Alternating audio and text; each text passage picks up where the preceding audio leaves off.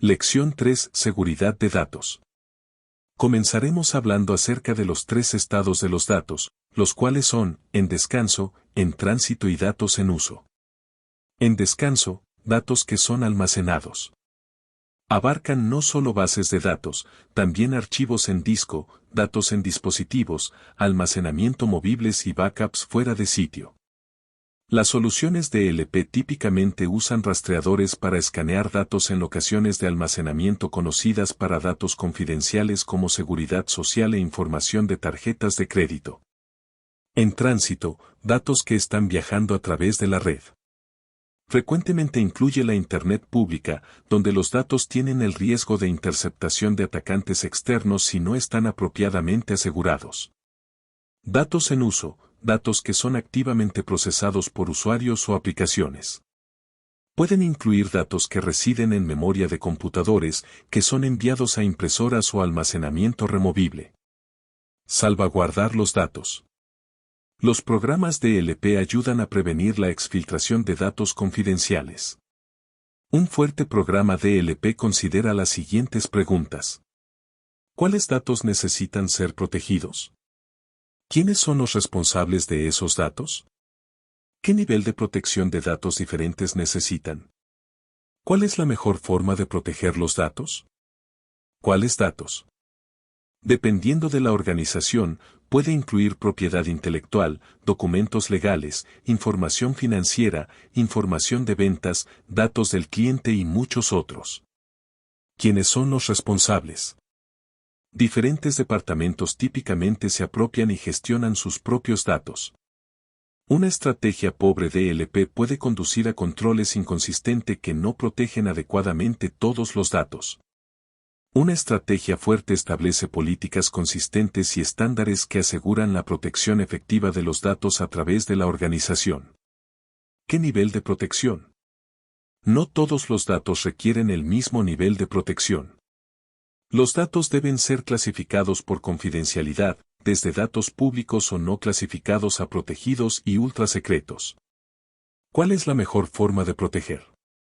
Una fuerte estrategia DLP utiliza mecanismos técnicos, software de prevención de pérdida de datos, y no técnicos, políticas, estándares y educación, para efectivamente proteger los datos.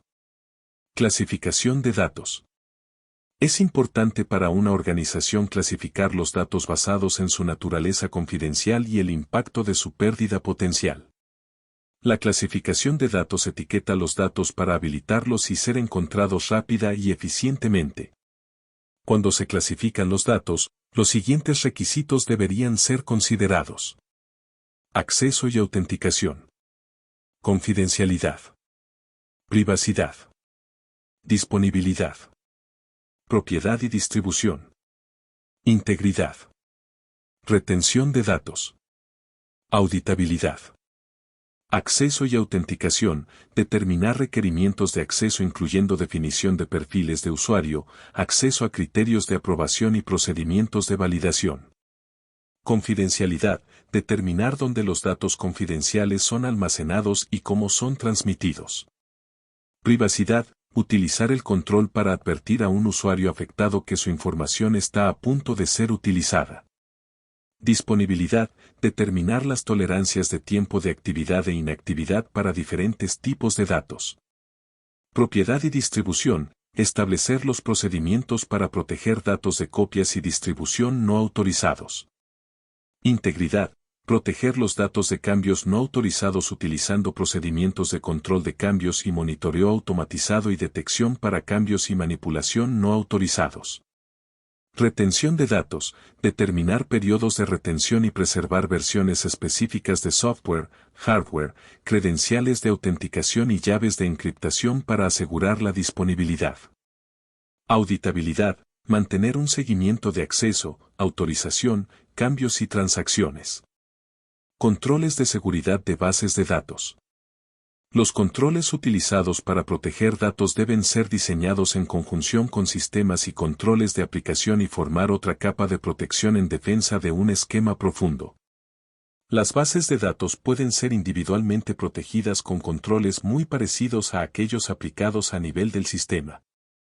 Controles específicos que se pueden colocar a nivel de bases de datos incluyen autenticación y autorización, control de acceso, monitoreo transaccional y de login, controles de integridad y encriptación, backups, encriptación. La encriptación puede cerrar brechas de seguridad, proteger datos de hackers, proteger datos cuando un computador o un disco fallan en las manos equivocadas, proteger email y archivos. Universidad Nacional de Colombia, proyecto cultural, científico y colectivo de nación.